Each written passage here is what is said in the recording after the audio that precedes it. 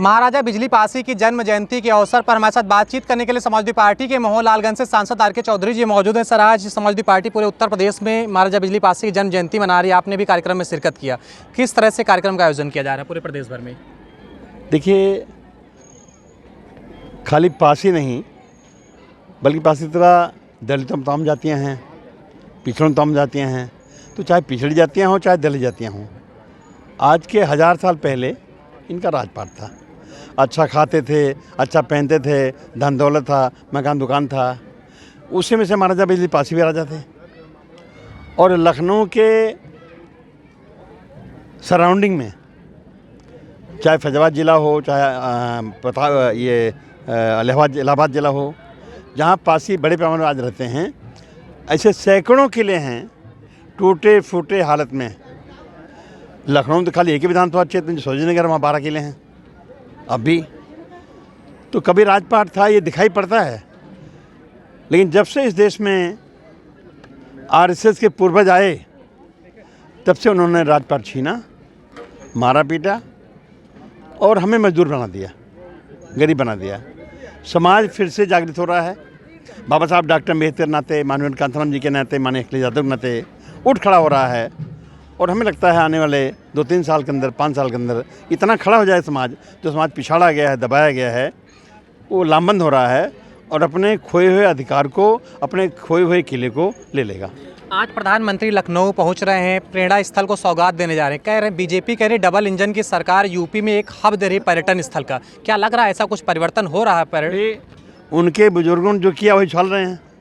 3 मुख्य हैं मूर्तियाँ, 3 मूर्तियाँ मुख्य हैं जिनको प्रदर्शित कर रहे हैं। वो तीनों कौन हैं? उन्हीं के पूर्वजों ने बिगाड़ा है हमारा काम।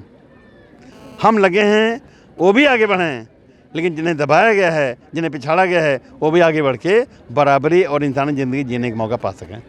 तो बीजेपी की भाषा अलग है, हमारी भाषा अलग है। मुख्यमंत्री जी ने कल सदन में कहा है कि अब यूपी में सब चंगा है, ना कोई दंगा है, ना कोई परेशान है, सब चंगा लग रहा है। आप भी लगातार उत्तर प्रदेश के कई जिलों का भ्रमण करते हैं, ऐसा कुछ देखने को मिल रहा है? खाली योगी नहीं, हमें लगता है जो भी कोई बैठता है मुख्यमंत्री कुर्सी पे बड़ी बड़ी बात करता है।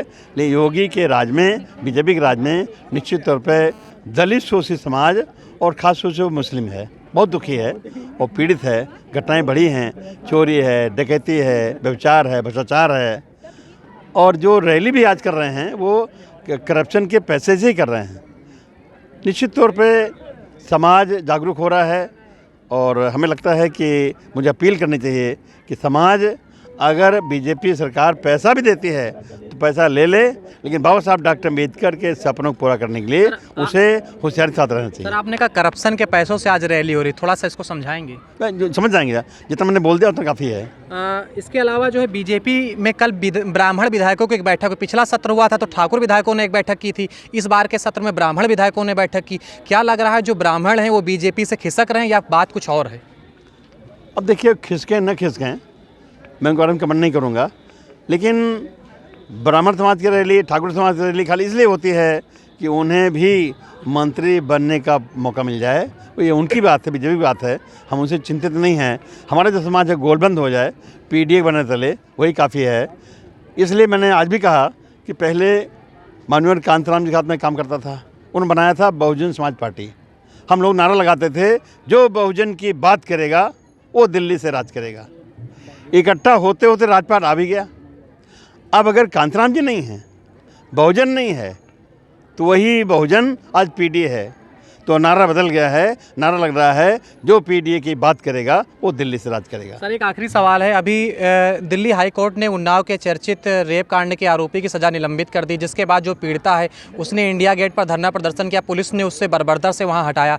उसके बाद से उस पीड़िता का आरोप है कि जिस तरह से मुझे निराशा मिली, अगर इस तरह के न्याय आते रहे तो महिलाओं में एक बड़ी कहीं ना कहीं निराशा के जो बादल है वो मंडराते हुए दिख रहे हैं। किस तरह से आप देख रहे हैं इस पूरे? देखिए, एक बात तो ये, मैं जिम्मेदार आदमी हूँ, हमें कोर्ट खिलाफ नहीं कहना चाहिए कुछ, लेकिन कहीं ना कहीं गड़बड़ है। और अगर पीड़ित परिवार दुखी है तो उसकी आवाज़ को अदालतें भी सुनें, सरकार भी सुनें, लोग सुनें, न्याय मिलना चाहिए। और जो फैसला हुआ है उससे हम सहमत नहीं हैं।